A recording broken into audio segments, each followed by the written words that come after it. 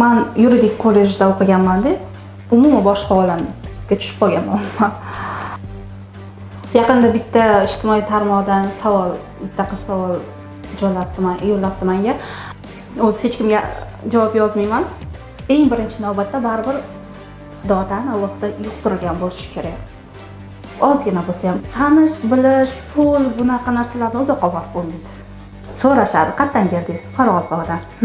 O'zbekcha she'r aytaman. Qoraqalpoq she'r deyishadi albatta. Shunaqa tushuntirib qo'yadilar, bitta gap bilan. Hamma tushunadi. Repetitsiyalar meni vaqtimga qarab to'g'rilanadigan bo'lgan. Korrupsiya haqida shunaqa meni yurak bag'rim ezib o'tadi. Men o'zim xafa qilib qo'yishim mumkin. Shu do'st haqida bitta narsa o'qib qoldim. Do'st bu siz uchun hamma narsa. Yolg'on gapirdimi? Bilib turaman men. Yo'q bo'lgan. Bu ham bir yangi hayotning boshlanishi. Takliflar bo'lganmi demoqchi. Shu narsadan xursand bo'laman. Vahshiy olam deyshadi-ku. Yolg'on gapirish kerak emas. Rostini aytsin, u yaxshi narsami, yomon narsami, rostini aytsin. Xalqqa ishonib beraman. Men uchun ideal odam. Ideal odam butun dunyo yuzidan. Birinchidan shu Alloh nazar tushgan. Yulduzlik kasalini tushunmayman yo'q. Zvezdalik menimcha xalqni yuragidan joy olish deb bilaman men. Mana yaqinda ham Bahodir Yo'ldoshev o'tdilar. Shunaqa o'zimdan xafa bo'lib ketdim. Koreyada oxirgi paytlar ko'p kinolarni ochiqchasiga ko'rsatyapti. Maktablarda har qanaqa konsert mensiz o'tmasdi. Raqslar, she'rlar, har xil. O'zim harakat qilardim. Men ham qo'shiq aytay, men ham she'r aytay, men ham raqsga tushay ustozlarimga. Menimcha shu maktabdan boshlagan deb o'ylayman. Lekin boshqa bir kasbni o'ylab ko'rmaganman men. Yaqinda bitta ijtimoiy tarmoqdan bitta qiz savol yo'llabdi menga. Opa, men ham san'at sohasiga qiziqaman, kinoga, teatrga. Nima maslahat berasiz? Shu yo'nalishda ta'lim olganim yaxshimi yoki-da tanish bilish qilib kinoga kirib kelganim yaxshimi deb savol berganda, o'zi hech kimga javob yozmayman. Shu qizga javob yozdim deb. Men javob berdim, bu aktyorskiy deymizmi, mahorat eng birinchi navbatda baribir Xudodan, Allohdan yuqtirilgan bo'lishi kerak.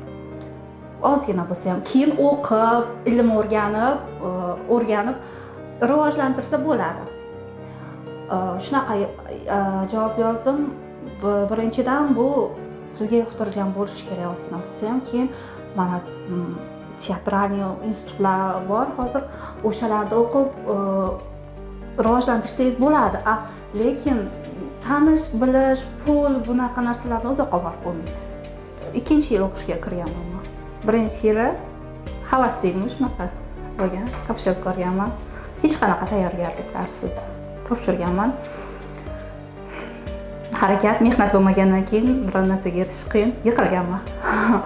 Ikkinchi yil u payt test bor edi, bizda hozir test olinib tashlagan. Testga ham tayyorlanganman bir yil. Ijodiga ham tayyorlanganman. So'rashadi, qayerdan keldingiz? Qoraqalpoqdan. O'zbekcha she'r aytaman. Qoraqalpoq she'r deyishadi albatta. Qo'shiq, ashula, raqs hammasiga tayyorlanganman. Topshirgandan keyin ketganmiz Nukusga. Bir oyga yaqin vaqtdan keyin chiqqan javobi.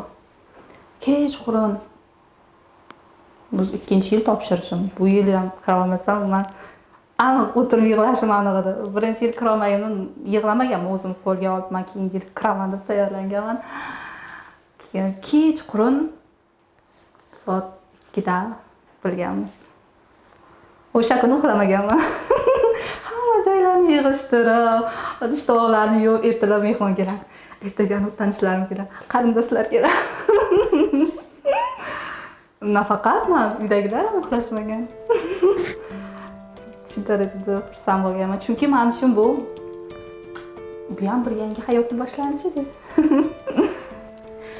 O'qishga kirganimdan keyin shunaqa yaxshi ustozga tushganman. Bu birinchi mani omadim.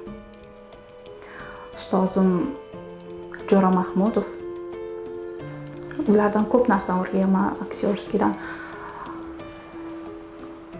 Bizlar 15 ta talaba bo'lsak, bitirgunimizcha 20 tadan oshganmiz. Lekin men ikkita qiz bo'lganmiz, faqat bitta qizimiz oila qurib ketgan. Keyin birinchi kursdan keyin bitta o'zim qolganman. Hamma yuk menga tushgan keyin. Hatto spektaklda bitta spektaklda ikkita rol ijro qilganman. Shunaqa ustozim tayyorlagan meni. Ko'p baza deydimi, tajriba olganman. Birinchi o'qiganimiz drama bo'lgan, insonlikka nomzod Maksim Karimovni. Unda men o'zim qatori qizni obrazini rolini ijro qilganman. Korrupsiya haqida spektaklimiz. Biz institutda shunaqa bordi. Bitta spektaklni kimdir qo'ydimi, keyingi yana kimdir o'shani qo'yadi. Keyingi yana kimdir o'shani qo'yadi. Yo'q. Biz bu narsada sal chetlashgan holda hech kim qo'ymagan spektaklni asarni olganmiz. Birinchi marta bizlar qo'ydik. Institut teatrida. U yerda men o'sha bosh rolni ijro qildim. Yosh oilani buzilib ketishi haqida. O'sha qizni oilaga tayyor emasligi, o'shani orqasidan pulni ketidan quvib ketishi haqida. Shunaqa tushuntirib qo'yadilar, bitta gap bilan hamma tushunadi. Iloji boricha dars qoldirmaslikka harakat qilganman. Aynan shu aktyorlik mahoratini. Ular endi necha yillik katta domlalar ular. Shu darajada men ulardan ko'p narsani o'rganman, ham hayotiy, ham hayotda, ham sahnada, ham kinoda. Meni zo'r ishlatardilar sahnada. Shunga yarasha sharoit ham qilib berardilar. Syomkalarimga borib kelishga. Hatto shunaqa bo'lgan, 4-kursga kelib repetitsiyalar meni vaqtimga qarab to'g'rilanadigan bo'lgan. Ustozim shu darajada menga juda ko'p sharoit qilib bergan. Lekin shunga yarasha men ishlab ham berardim. Ustozimizda bitta narsa bor-da, har safar repetitsiya qilamiz. Bugun mana repetitsiya qilsak, yangi vazifa beradilar. Xo'p deb uni o'zlashtiraman o'sha kuni. O'zlashtirib, keyingi safar repetitsiyaga shu yo'nalish bilan chiqaman. Yo'q. Yana o'zgartiradilar. Men shunaqa dovdirab qolardim. Ustoz maholatlar mendan nega men tushunmayapman. Har safar, har repetitsiyada o'zgarar. Spektakl kuni keladimi, o'sha kuni texnический repetitsiya bo'ladi. O'shanda ham o'zgaradi. Meni chaqirib oladilar. Nimani his qilsam? Mana shuncha hamma narsani yig'ib keldik. Shuncha kun repetitsiya bo'ldi. Sen o'zing qanaqa ijro qilging kelyapti, shunaqa ijro qilgan hozir deb qo'yib yuboradilar, bo'ldi. O'zingiz xohlasangiz nimada o'rgansa bo'ladi.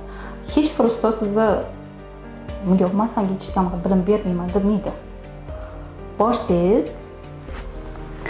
endi men yuridik kollejda o'qiganman-da, san'at institut menga umuman boshqa olamga tushib qolganman.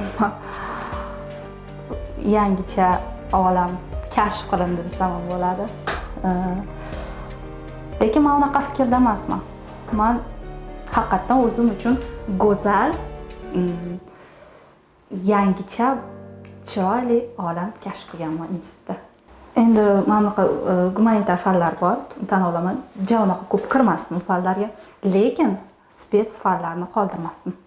Raqs, aktyorlik mahorati, vokal, sahna jangi, sahna harakati, sahna nutqi hammasiga kirardim. Spets fanlar deb bular. Iloji boricha ko'proq narsa o'rganishim kerak. Chunki ustozim aytardi, sen san'at kollejidan kelgan ko'p bo'lganda bizning kursda sen uchun bu yangi olam. Sen ko'proq ishlashing kerak o'zing ustingda. Sen ko'proq bilim olishing kerak, tezroq o'rganishing kerak. derdilar. Shuning uchun har bir darslarni qoldirmasdan hamma dars bo'lmagan kunlari ham men boshqalarning darsiga kirib o'tirardim. Muzrama bo'lardi.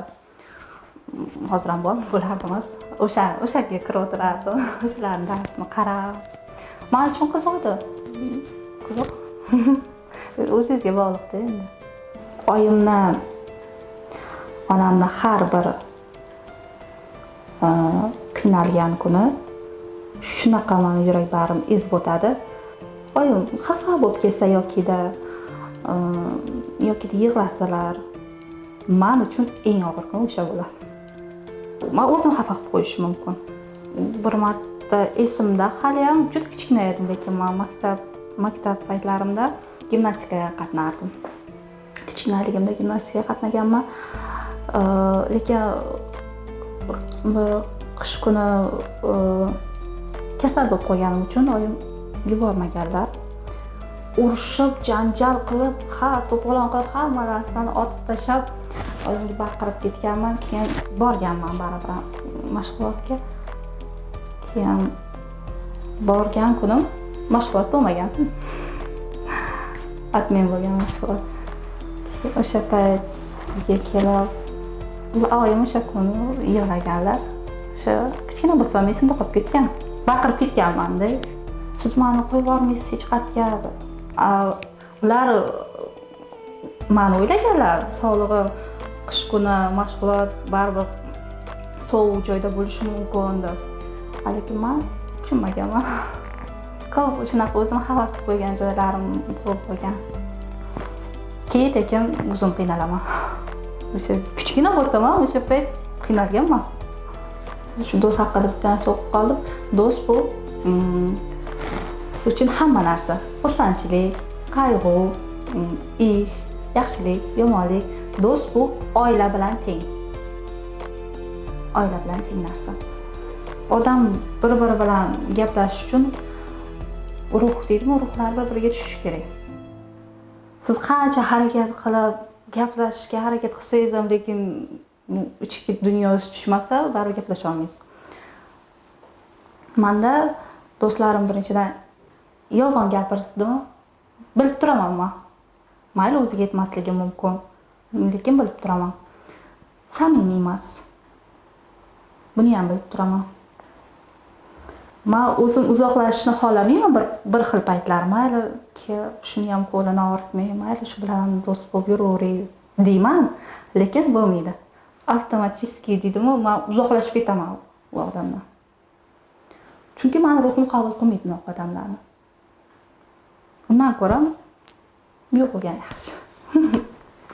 Shu narsadan xursand bo'laman. Unaqa takliflar bo'lmagan menda.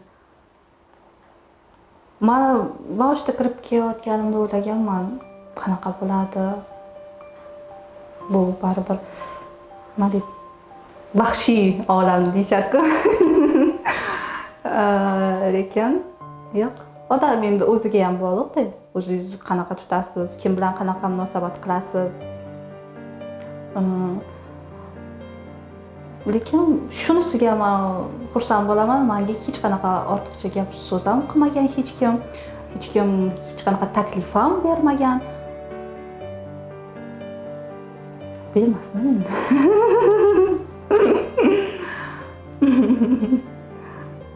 Chuqur o'ylab ko'rmaganman bu haqida.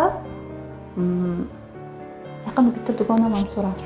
Shu savolni beruvdi. Qanaqa bo'lish kerak sening turmush o'rtog'ing? O'sha paytda men chuqur o'ylab ko'rmaganman buni hali. Bo'lishi kerak men uchun qanaqa birinchi navbatda. Bir so'zli. Yolg'on gapirish kerak emas. Rostini aytsin, u yaxshi narsami, yomon narsami, rostini aytsin. Mayli, men qabul qilaman. Bir so'zli, samimiy bo'lsa, endi o'zim sohamdan bo'ladimi, boshqa sohadan bo'ladimi? Meni tushunsa, hurmat qilsa, men uchun hurmat birinchi o'rinda. Hurmat qilsa, bir umr yashash mumkin. Boshqa jihatlarni endi sekin-sekin o'ylab ko'raman. Balolat bog'cha xalq qo'shiqlarini eshitaman faqat. Endi men ularni aytsam hozir, uni bilasizmi? Ustozlarimiz o'zi me'yoriga yetkazib qo'yib aytib qo'yishdi-da, men aytsam o'zi g'alati. Xalq qo'shig'ini aytib beraman.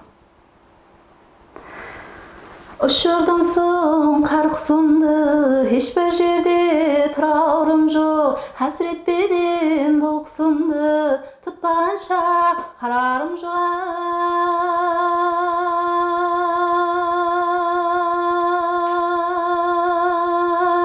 Hay hay hay, turorim yo'q. Bo'ladi shu.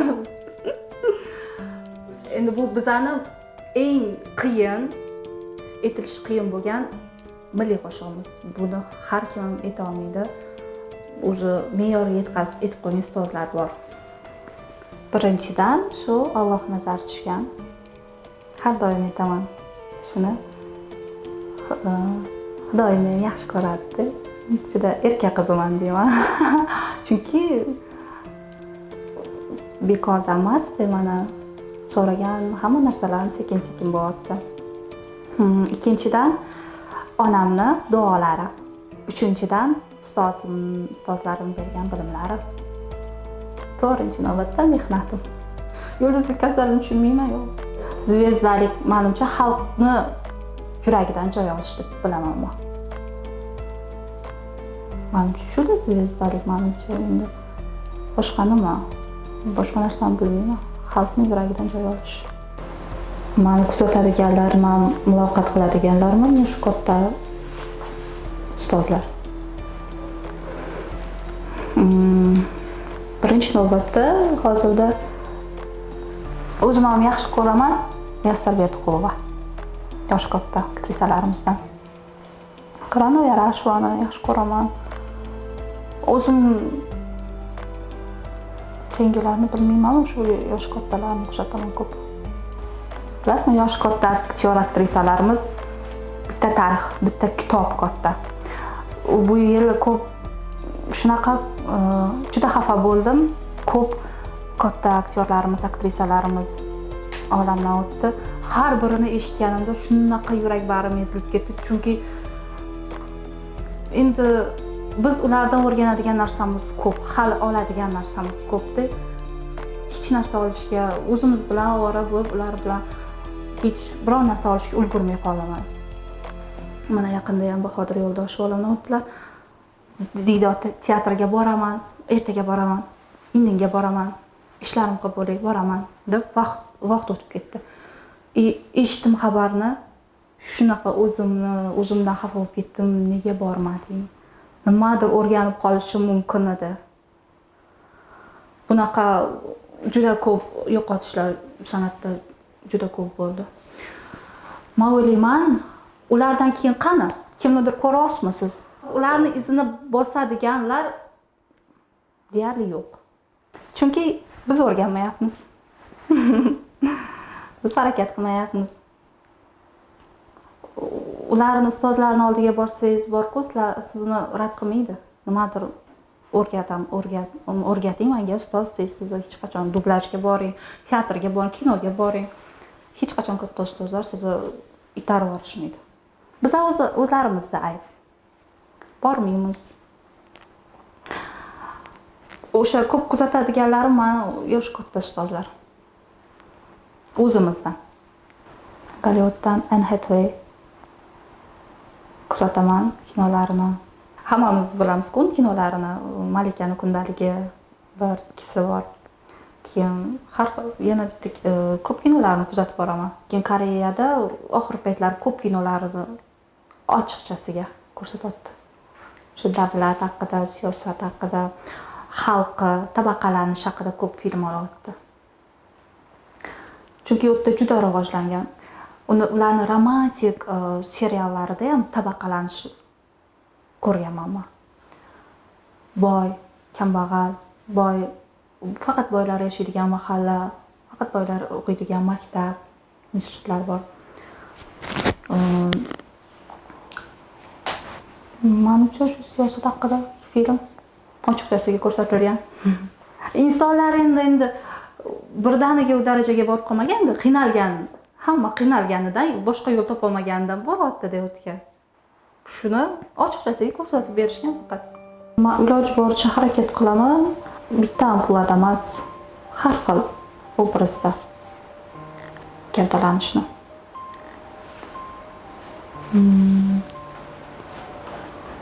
Shunga yoqadiganmi?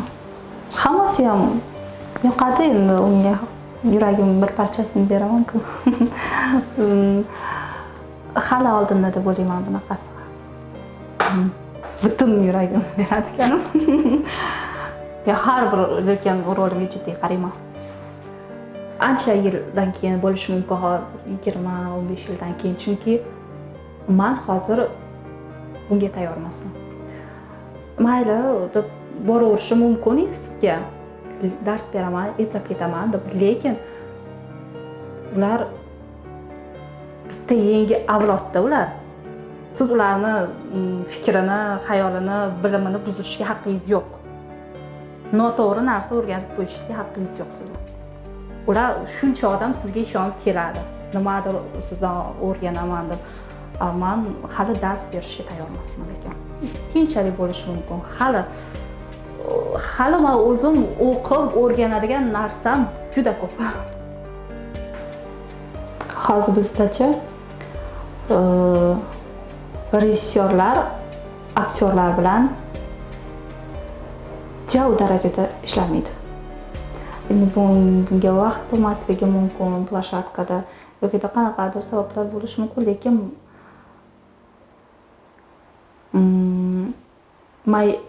даже boshqa dunyo miqyosidan qaraydigan bo'lsak, aktyor, aktrisalar bilan psixologlar kelib gaplashadi. O'sha film bo'yicha. Bitta katta epizod olinmoqchi, o'shanga aktrisani tayyorlaydi, psixolog gaplashib, tayyor bo'lgandan keyin kadrga kirgizadi. Bizda hozir unaqa emas. U darajaga hali yetib kelmadik. Qachondir bo'lishi mumkin. Shuning uchun tushunmayapmanmi? Nimadir yoqmayaptimi menga o'qib chiqqandan ssenariyni? Men albatta rejissyorga aytaman. Uyalmayman. Nima demoqchi? Bu qanaqa qiz, qanaqa bosh qahramon, uning maqsadi nima? Berilgan ssenariyni, masalan, serial bo'lsa, ko'p qismli bo'ladi. 50 ta serial bo'lsa, uni o'qib chiqishga ko'pchilik erinar ekan. Chunki men ssenariyni so'raganimda aytishadi, nima qilasiz? O'qib chiqasiz, hammasini o'qib chiqasizmi deydi. Ha, deyman, uni men o'qib chiqmasdan qanaqa bilishim mumkin? Agar men o'sha yerda bosh qahramonni ijro qiladigan bo'lsam. Mayli, bir ora-oradagi epizod bo'lsin ekan, men shart emas hammasini o'qishim. Menga tushuncha bering desam. Ssenariy olaman, to'liq o'qib chiqaman. Keyin o'rganaman, maqsadi nima, necha yoshda, nima qiladi, nega bunaqa bo'lib qolgan, u jinni bo'lsa nega jinni bo'lib qolgan, sababi, hamma narsaning sababini o'rganib, tushunmagan joyimni so'rayman. Hayotda men ular o'ylagandaqa men ideal emasdirman, lekin o'sha rollarim orqali meni yaxshi ko'rishsin, ularni yuragidan joy olsam, xalqni yuragidan joy olsam, bu eng katta mukofot deb bilaman. Xohlardim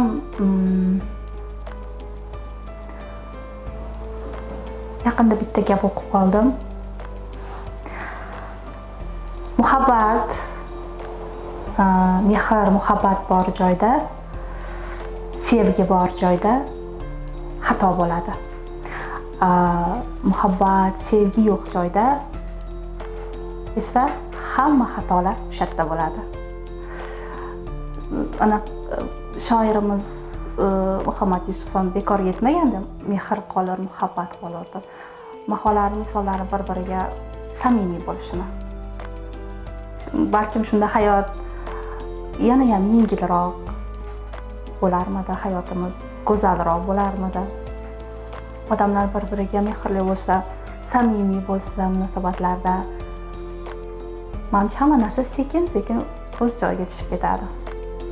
Bir-birimizga bo'lgan muhabbatimiz yo'qolmasa.